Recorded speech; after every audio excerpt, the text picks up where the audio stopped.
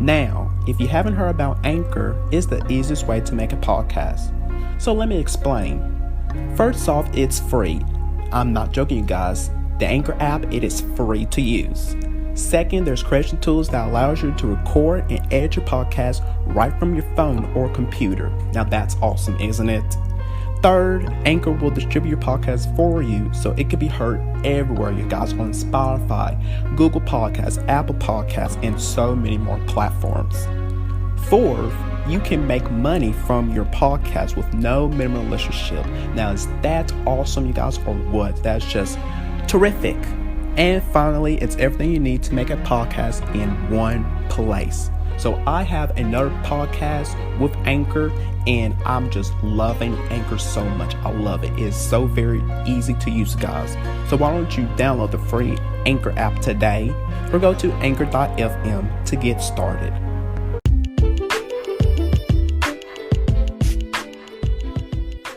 What's up, you guys? And welcome to the official podcast of Damian Talks Education. So listen up. I am here to talk about all things education on my podcast. So get prepared for some realness and honesty of education as I walk you down through various of topics that's happening in the education world with some amazing guests, to sharing stories relating to education and so much more, because I got you covered with education. So join me on this journey of education with me.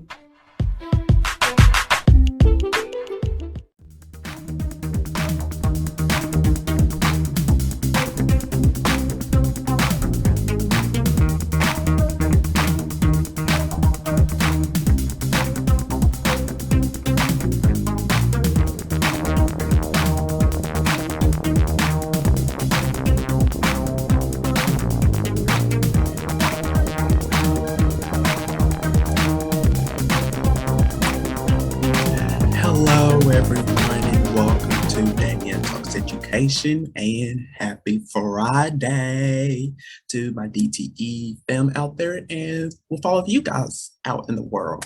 Happy Friday, happy Friday, happy Friday. You guys can tell that I am so happy on today. I am, because we have made it. All of us have made it through another week. Give yourself a hand claps. Yes, yes, yes.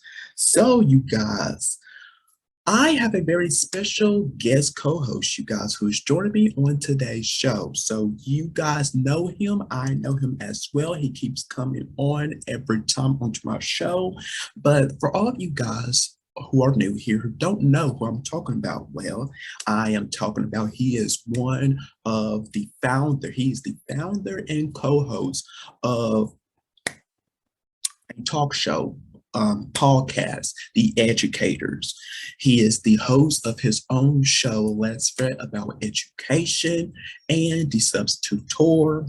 He is also a substitute teacher, and he is also one of my good friends. So everyone, please welcome on back onto my show, Damian Talks Education, Mr. Andrew Frett. And welcome back to the show, Andrew Frett. Welcome back. You are just a familiar face onto the show by now. So welcome back. How are you doing? Actually great. Just did a recording of Future HS not too long ago. So sorry if I was late, but just did a recording with Coach Darnell of Future Education Talk. So had a fantastic time. So he did tell me though to bring the fire. So that's what I'm here on for, to bring the fire. So whatever topic that we are discussing today, trust me, I'm gonna go, yeah. Yes. And today, you guys, on today's show, we are going to be talking about, you guys, because this is I'm recording this, you guys, in August, and in October is the month of bullying. So during the month of October, it is Bullying Prevention Month, you guys. And all month long, I'm going to give you guys some tips, some info of how to stop bullying from happening, because especially into our schools, especially. So we're going to be talking about that on today, you guys. So make sure you guys have yourself a notepad and pen because we're going to give you guys lots of information on today to educators, parents, students, whoever needs this. Because this topic right here, you guys, I am like so passionate about it, you guys, especially with bullying, because I myself, you guys, I was bullied when I was back in middle and high school, you guys. I was. And this should not happen to no child. No child, you guys. No child should not have to go through this alone. Seriously. So let's hop right into you guys, shall we, today? So get this right here. I found out that bully students, they are more likely to take a weapon to school and get involved in physical fights and also suffer from anxiety and depression and health problems and of course mental health problems as well. And they also suffer academically inside their classroom, especially um, Black and Latino students, especially those group of students. So absolutely, absolutely. And let me guys give you, before I hop over to Andrew, let me guys give you guys the statistics. So about 20% of students ages 12 to 18 experience bullying nationwide. And students ages 12 to 18 who reported being bullied said that they thought those who bullied them who had the ability to influence other students' perceptions of them, which is about 56%, had more social influence, about 50%, were physically stronger or larger, 40%, and who had more money, 31%. And nationwide, about 19% of students in grades 9 through 12 report being bullied on school property in the 12 months prior to a survey that I have found. And it includes hallways, the classroom, the cafeteria, outside on the school grounds, online or text, the bathroom, locker rooms, wherever you guys on the school building is where students are being bullied at. So, Andrew, let me talk with you about like um why do you think this is like so much happening to our students, especially inside of the school, of why they are always getting bullied at the most? Why do they always pick on, let me just say for like example, let's just say, and I don't have nothing against, these types of students, but let's just say, the unpopular students. Why do they pick at them the most in your eyes, in your opinion? Which is a good question. Good question. Okay. But listen, again, I used to be bullied, but because they have everything that the student that's bullying, that's being bullied, because they have everything right for them, right? They have everything going right for them. Everything's perfect. They're having a great day, basically, right? And so the person that is the bully, they want to ruin that. They want to ruin that good day, okay? They want to be on the same level as them. So that's why they want to bring them down to the dumps. They want you to feel sad, upset, angry. And you see why those statistics are so high. You wonder why? Because of that reason. And so this is the reason why we need to have safe space in our classroom. And this is why. I mean, look how many school shootings that we had in the past, I don't know, for the past decade. Yes. Columbine, Parkland, Sandy Hook.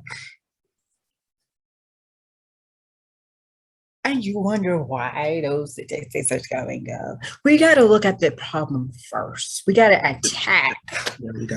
the problem first, There you go. not just, oh, well, let it slide. And then a week later, a school shooting happens. Because why? Because y'all didn't talk it out. Y'all didn't get together. Y'all didn't go to the guys' counselor. Y'all didn't go to the thing. Y'all just let it happen. So, like, guess who fault is that? Because you didn't create a safe space in your classroom. You didn't talk to the therapist. You didn't talk to the principal or the assistant principal. You didn't talk to the therapy. You didn't set up a schedule to the therapy. You didn't talk to their parents. Right. Because the parents has to be involved too. They want to know what's going on. Exactly. You gotta make that phone call. Hello, Thomas is acting up in school. Is there a way that I can get his attention? Is there something happening at home that I need to know so I can be on my P's and Q's? You know, stuff like that. You're just a phone and email away. That's why on my episode, Let's Learn About Education, that's one of those tips, parents, during the open house. Talk to your teachers. Talk to the child's teachers. Interact with them. But don't give them your phone number and they call you and you don't answer. Well, don't do that. Because it could be something important. Again, it could be Thomas acting up in school. And the teacher want to know what is happening at school so that I can talk to him one-on-one.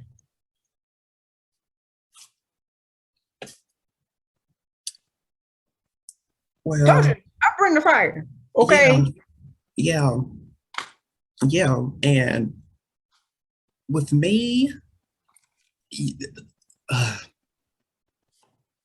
into our schools, there needs to be more help for our students. And what I mean by that is y'all need to have, and then I did an episode of this back in season 1 of where I talk about principals of where they need to talk to their schools about mental health. Bring in someone, like an expert or somebody that can talk to the students about mental health, because you guys, that is really real. That is really real. But principals, they are shying away from it. They don't want to have that talk into their schools. Why is that? Why are you shying away about talking about mental health in your schools? What do you have against it? Because you will have some of your students who will feel anxiety, stress, depression. You will have those types of students, and they will need someone. If your guidance counselor is not available, they will need to have someone that they can trust and talk with. But then with you, the principal, you have no knowledge of explaining that to that student. Why is that? So that's just with me. You guys don't have to listen to me on that, but y'all need to have a mental health expert into the schools. Go ahead, Andrew. Wait a minute. So y'all talking about substitutes, right? How about, since y'all wanted to hire a substitute when a teacher comes out, right? Or taking a personal day, right? How about you hire someone to replace that school counselor when that person is out? How about that? Yes. Since y'all want to hire a substitute when a teacher is out, how about you add another therapist or another counselor, just in case that person wants to take a personal leave? I'm just saying.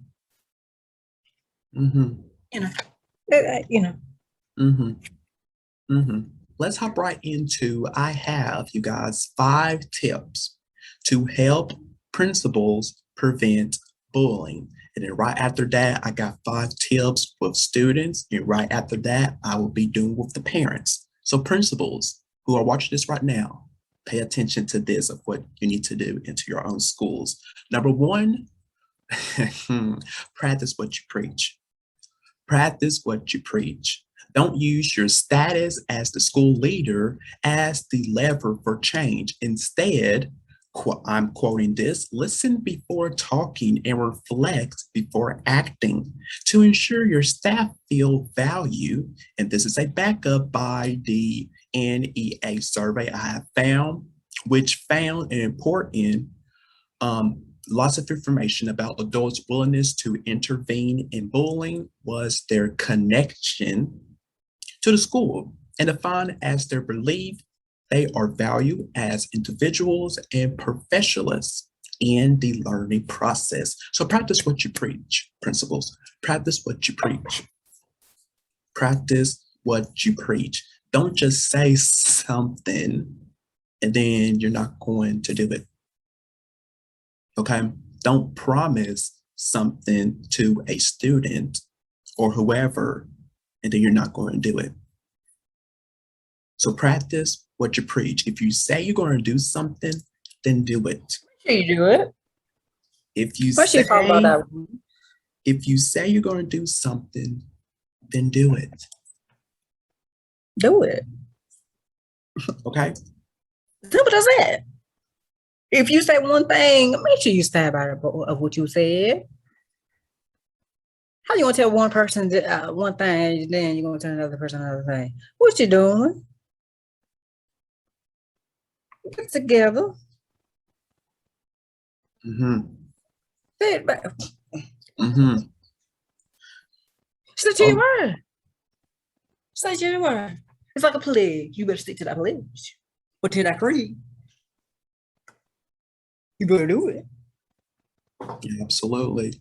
Absolutely. Number two, assess the extent of the problem. Survey students, your staff, and parents to find out how much and what type of bullying is going on, as well as where it is and when to target prevention efforts.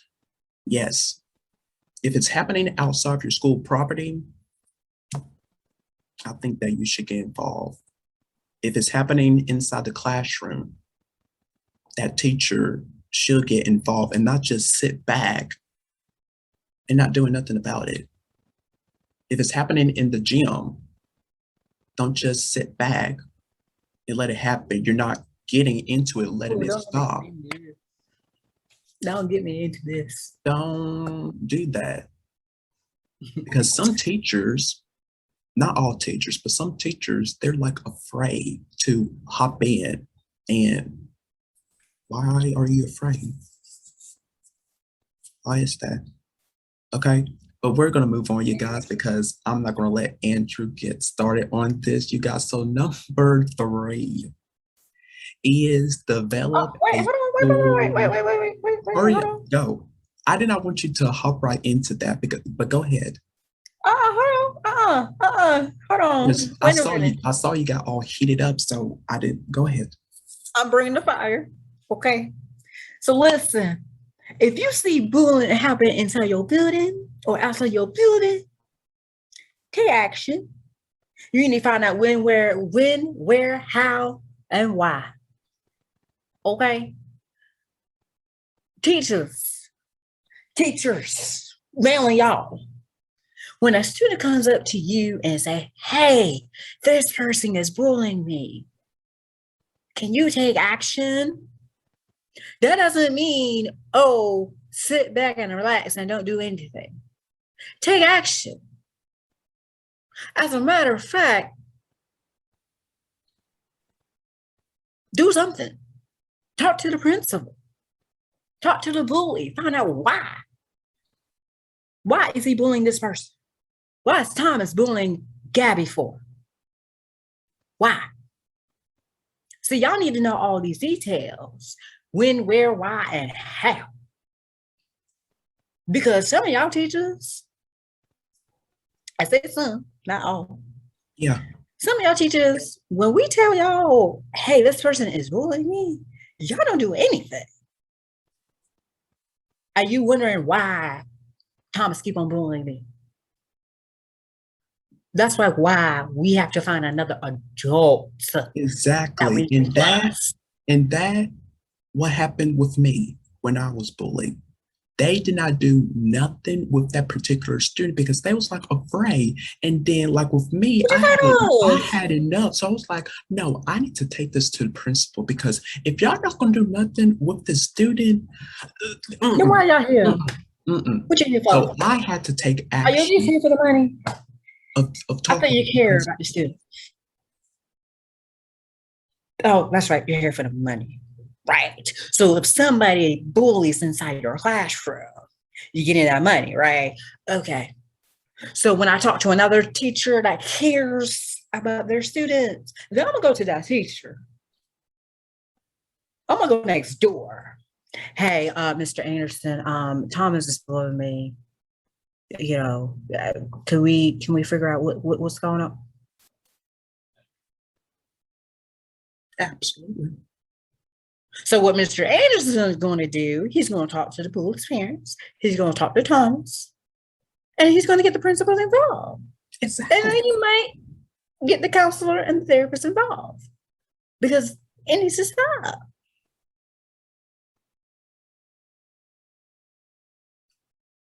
Absolutely. Absolutely, guys. So number three, develop a school-wide code of conduct that reinforce school values and clearly defines unacceptable behavior and consequences. Empower bystanders, teachers, and especially students to help enforce it by training them to identify and respond to inappropriate behavior. So develop a school-wide code of conduct principles. Let's move on, you guys, to number four, which is, yes, and I'm truly with this here, increase adult supervision. Now, most bullying happens when adults are not present.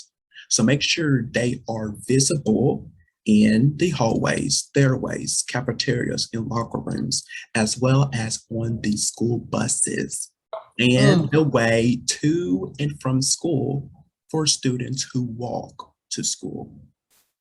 So, yes, supervise. Yes, Supervise. supervise. That Supervise. means out in the hallway when during class changes, outside your classroom during class changes, in the cafeteria, okay, at the bus lobby, Between the bathrooms, between the bathrooms, everywhere. our carpool, in the mornings and in the afternoons, Yes,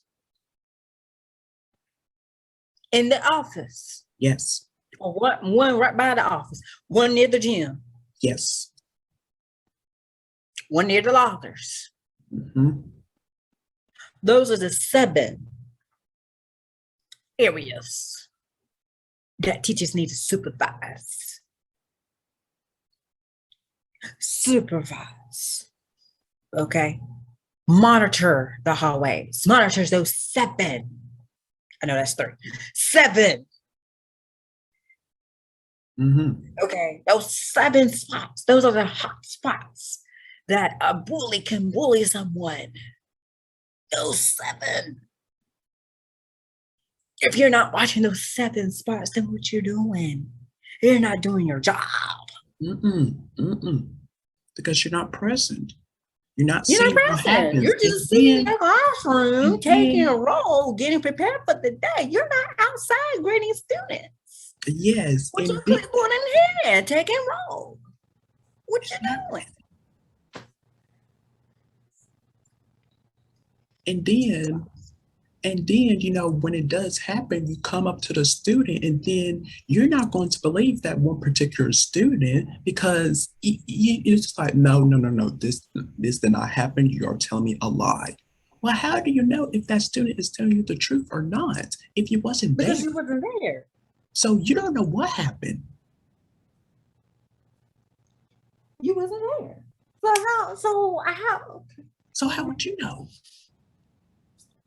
Number 5 is to conduct bullying prevention activities, such as all school assemblies, communications campaigns, or creative arts contests, highlighting school values to bring the community together, yes, and reinforce the message that bullying is wrong. Absolutely.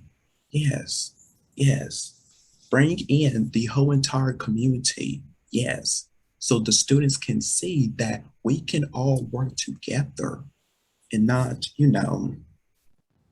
so Work together yeah, as one, yes, right, to prevent bullying, right? So let's work together to stop bullying. Okay. October is Bully Prevention Month, right? So this whole month should be actually should be no bullying in the first place. exactly, exactly. So if we work together as one, then we shouldn't Mm-hmm. have to talk. Mm-hmm. Oh, I forgot to add one more, Go one ahead. more watch point. Outside the playground. For your elementary school teachers, the playground. So that's 8 watch spots. That's 8. Okay. But Yeah, again, work together. yeah, That's why you have safe space in your classroom so that that doesn't happen. Okay. That's why the school that I served at, that's why I had a little mini lesson. Because I told them, I said, look at the person in front of you. Look at the person behind you. Look at the person diagonal from you. Realize that everybody in here is different. You don't know their story. You don't know where they came from. So therefore, in my classroom, no bullying policy. No bullying. Okay. And I said, this is exactly what I said. This is positivity only. yes,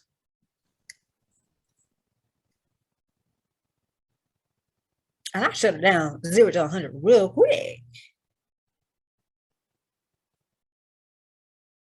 Okay. yes. So, let's get it together.